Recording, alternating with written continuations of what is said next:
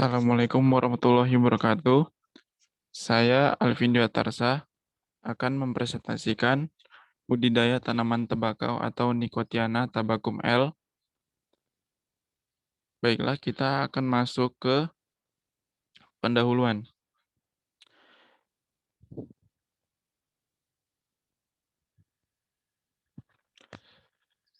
Tembakau merupakan komoditas perkebunan yang mempunyai peranan strategis dalam perekonomian nasional, yakni merupakan sumber pendapatan negara melalui devisa negara, cukai, pajak, serta sumber pendapatan petani, dan dapat menciptakan lapangan kerja.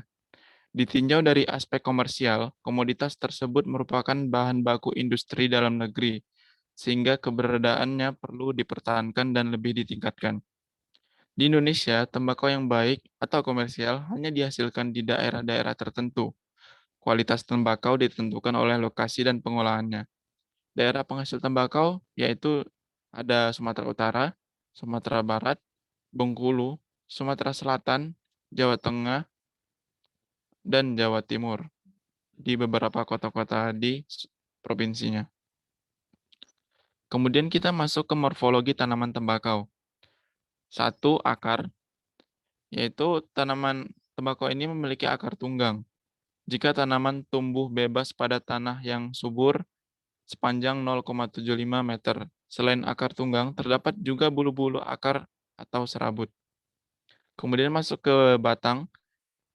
Batang dari pohon tembakau ini berbatang tegak dengan ketinggian rata-rata mencapai 250 cm. Akan tetapi kadang-kadang dapat mencapai tinggi sampai 4 meter apabila syarat-syarat tumbuhnya baik. Kemudian kita masuk ke daun. Daun tembakau berbentuk lonjong atau bulat. Daun memiliki tulang-tulang menyirip. Bagian tepi daun agak bergelombang dan licin. Daun memiliki mulut daun yang terletak merata. Jumlah daun dalam satu tanaman 28 sampai 32 helai. Kemudian masuk ke bunga dan buah. Bunga tanaman tembakau merupakan bunga majemuk. Bunga berbentuk trompet yang panjang, berwarna merah jambu sampai tua. Bentuk buah tembakau seperti telur ayam dengan panjang 1,5 sampai 2 cm. Warna buah berwarna hijau dan menjadi coklat saat sudah matang atau masak. Kita masuk ke teknik budidaya tembakau.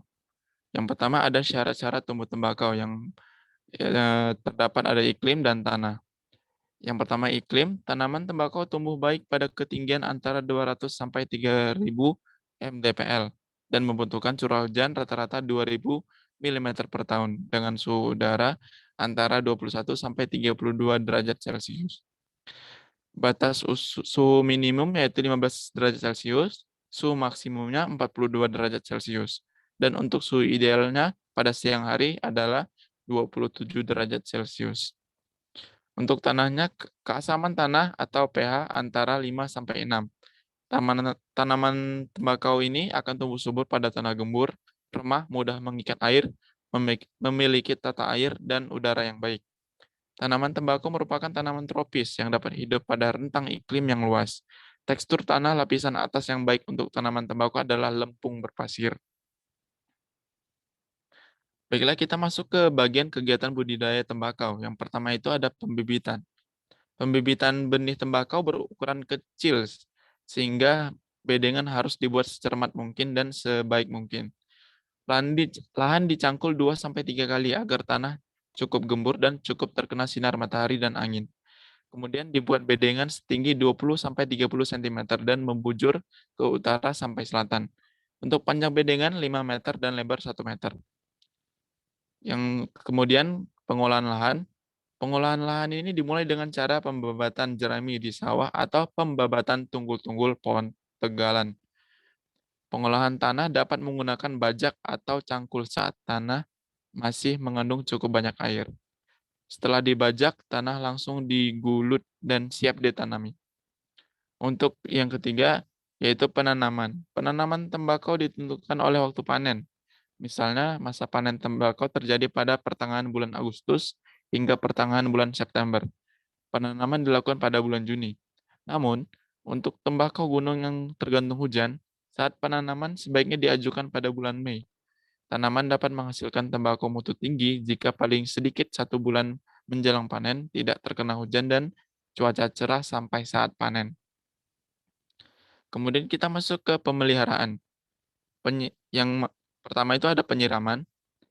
Untuk penyiraman ini pada tanaman tembakau dilakukan secara individual.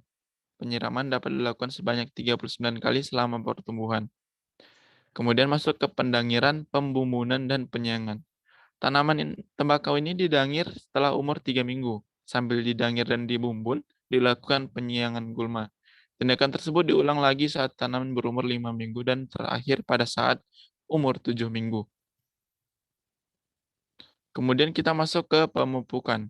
Pemupukan pada tanaman tembakau ini disesuaikan dengan kandungan unsur hara yang ada pada tanah dan kebutuhan tanaman. Pemberian pupuk N dilakukan 2 kali, yaitu setengah dosis pada umur 1 minggu dan setengah dosis lainnya diberikan pada umur 3 minggu. Pemberian pupuk dengan cara memasukkan pupuk ke dalam lubang yang dibuat dengan tugal. Kemudian masuk ke pemangkasan. Saat mulai keluar bunga, tanaman tembakau ini perlu dilakukan pemangkasan. Pemangkasan dilakukan dengan memangkas 3 daun di bawah daun bendera, sehingga akan dihasilkan 11-13 daun produksi. Pemangkasan dilakukan untuk mengalihkan pertumbuhan bunga dan buah ke arah pertumbuhan daun-daun atas, yang dapat tumbuh tebal dan besar. Kemudian masuk ke penunasan. Tembakau yang sudah dipangkas akan tumbuh tunas lateral. Dengan adanya tunas tersebut, energi pertumbuhan akar terkuras. Untuk mengefektifkan pertumbuhan, maka tunas lateral harus dibuang. Penunasan dilakukan setiap 3 minggu sekali. Untuk selanjutnya itu pengendalian hama dan penyakit. Yang pertama itu ada hama utama pada tembakau, yaitu ada ulat pupus tembakau, ulat gerayak, dan kutu tembakau.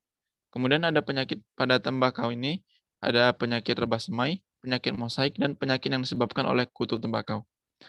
Cara pengendalian hama dan penyakit tanaman tembakau yaitu dengan menggunakan pestisida nabati, pergiliran tanaman dengan tanaman bukan induknya, dan penanaman serentak. Kemudian kita masuk panen. Tembakau dipanen dalam waktu relatif singkat dibandingkan dengan tanaman perkebunan lainnya. Pemanenan tergantung warna daun, waktu pemanenan, dan teknik pemanenan. Secara umum, tembakau dipanen 1 kali untuk seluruh daun. Daun tembakau dipetik jika telah cukup masak. Ciri daun yang cukup masak ditandai dengan perubahan warna hijau kekuningan, dan ujung daun melengkung dan sedikit mengering pada ujungnya. Jika daun kurang atau kelewat masuk, akan mempengaruhi mutu dan dari tembakau. Oleh karena itu, panen dilakukan bertahap sesuai dengan tingkat kemasakan daun. Pemetikan dilakukan pada pagi hari, setelah embun menguap atau sore hari. Hasil pemetikan harus langsung dibawa ke tempat teduh atau di gedung pengolahan dengan hati-hati untuk meminimalisasi kerusakan yang mengakibatkan kerusakan secara mekanis, fisik, maupun fisiologi. Kemudian masuk ke pasca panen. Setelah dilakukan sortasi awal berdasarkan kualitasnya, proses selanjutnya adalah pengeringan atau karing.